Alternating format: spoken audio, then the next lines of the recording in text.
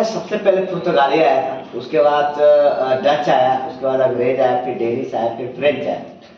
तो हम लोग ये देखते हैं कि ये तो आया, ठीक है, एक एक करके डिटेल पर आऊंगा। हम ये देखते हैं कि आया क्यों, इसका क्या कारण था, ये ऐसी कैसे चला है, इसका इसका हम लॉजिक खोजते हैं, इसके पीछे कारण ढूंढते हैं। तो सबसे पहला है कि भौगोलिक खोज को बढ़ावा मिल रहा था। भौगोलिक खोज का मतलब है नए नए जो जगहों की खोज होनी शुरू हो गई थी, जैसे कोलंबस निकला था मतलब इंडिया के खोज के लिए, लेकिन वो कहीं और चला गया था, वो और बात है।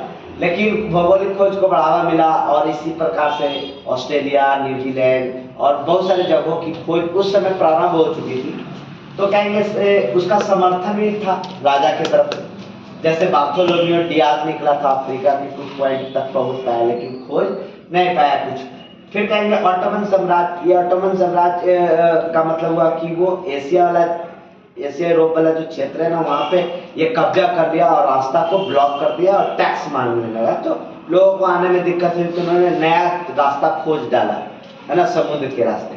उसके बाद व्यापार के कारण, हम लोग पहले भी व्यापार हुआ करता था, तो लोग जानते थे मसाला के बारे में, तो मसाला, सूती कपड़ा, ये सब के बारे में जानते थे। इस वजह से भी हमारे यहाँ वो लोग आए थे। फिर ईसाई धर्म का प्रसार भी करना था। तो जैसे एग्जाम्पल भी बनता है, 1579 में अकबर के दरबार में राजदूत एक आया था जो पुर्तगाली था, उसका मेन मोटो जो था ना वो ईसाईकरण करना, ठीक है।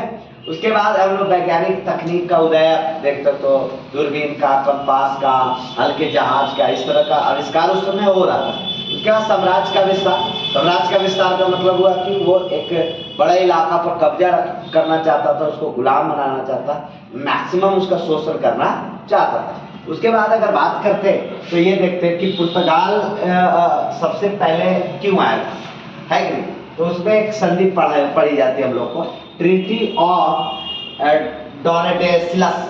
क्या बोलोगे इसको, टॉर्डेसिलस या टॉर्डेसिलस इसको बोलो, 1494 का है। इसमें स्पेन और पुर्तगाल में ये हुआ था। इसको बोला गया तुम वेस्ट में व्यापार करो, जैसे south America, California, sorry America तरफ।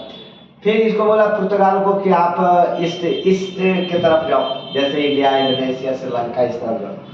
तो फिर ये आगे बढ़ा कि हम लोग की तरफ, यानी ईस्ट की तरफ। पुर्तगाल का धार्मिक नीति था, वही आपको मैं उधर बताया कि ईसाई धर्म का क्या करना, प्रचार प्रसार करना। जैसे और भी है कि पुर्तगाली सबसे पहले आया था 1494 में, मैं आपको इधर पढ़ाया हूँ वास्को डी गामा के बारे में। तो लेकिन वो सबसे लास्ट में गया था, सबसे लास्ट में, जैसे 1961 में, और उसको गया नहीं था, उसको भगाया था लोग, है ना।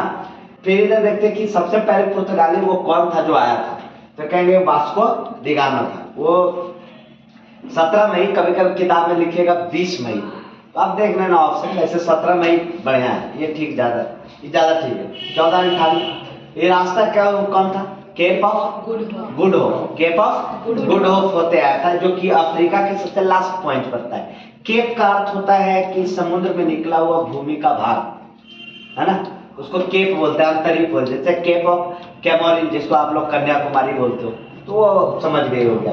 रास्ता, अब्दुल मजीद, ये गुजरात के व्यापारी थे, वहां व्यापार करने गए थे, तो बोला कि आपको इंडिया जाना है, आप ऐसे चले जाओ, मतलब इन्होंने हेल्प किया था।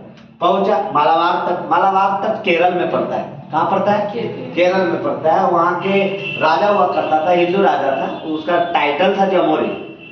क्या जमोरी टाइटल था। उन्होंने स्वागत किया और व्यापार करने का ऑफर किया, और वास्को डी गामा अपने यहाँ से मसाला ले गया, तो 60 गुना फायदा हुआ था, ऐसा बताया जाता है।